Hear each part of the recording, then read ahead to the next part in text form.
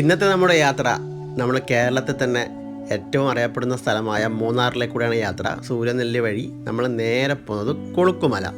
തമിഴ്നാട് സംസ്ഥാനത്താണ് ഇത് വരുന്നത്. കേരള തമിഴ്നാട് ബോർഡറിലായിട്ടാണ്. അത്രയും ബ്യൂട്ടിഫുൾ ആയിട്ടുള്ളൊരു സ്ഥലമാണ് കൊളുക്കുമല. ഈ ഒരു ചൂട് സമയത്തും നമുക്ക് ചുട്ടുപൊള്ളുന്ന സമയമാണ്. ഈ ഒരു സമയത്ത് നല്ല ശരിക്കും തണുപ്പുള്ളൊരു സ്ഥലം തന്നെയാണ് കൊളുക്കുമല. അതുകൊണ്ടാണ് നമ്മൾ ഇങ്ങോട്ട് തിരഞ്ഞെടുത്തത്.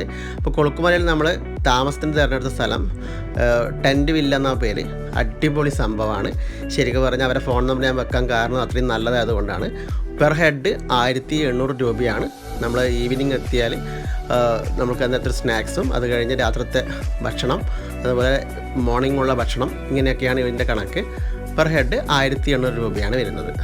അപ്പോൾ വലിയൊരു നല്ല ടെൻറ്റ്, സത്യം പറഞ്ഞാൽ നല്ല സുഖസുന്ദരമായിട്ട് നമ്മൾ ആഘോഷിച്ച് തന്നെ പറയാം. അത്രയും നല്ലൊരു യാത്രയായിരുന്നു. രാത്രി കാലങ്ങളിൽ നമ്മളെ അതുപോലെ തന്നെ ക്യാമ്പ് ഫയർ ഉണ്ടായി.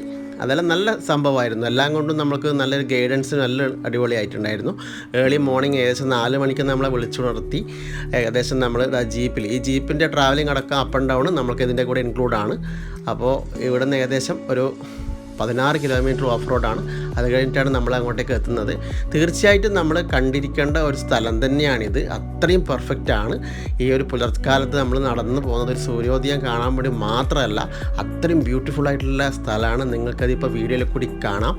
അപ്പോൾ അത്രയും പെർഫെക്റ്റ് ആയിട്ടുള്ള സ്ഥലം നിങ്ങൾ തീർച്ചയായും മിസ് ചെയ്യാൻ പാടില്ല. നമുക്ക് വീഡിയോയിലേക്ക് നല്ല വിശദമായിട്ട് നമുക്ക് മ്യൂസിക്കിൻ്റെ അകമ്പടിയോടുകൂടി നമുക്ക് കാണാം.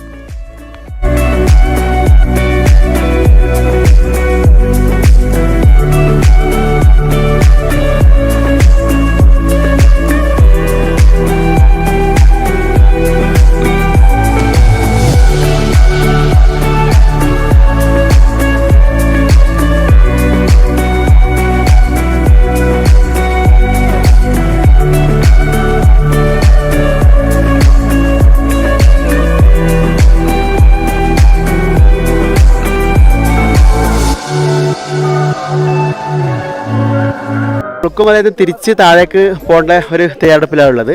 അത് വളരെ നല്ല തിങ്ങി ക്രൗഡായിട്ടുണ്ട്. എന്തായാലും നല്ല കാഴ്ചകൾ ഒരുപാട് സമ്മാനിച്ചു നമ്മൾക്ക് ഇവിടുന്ന്.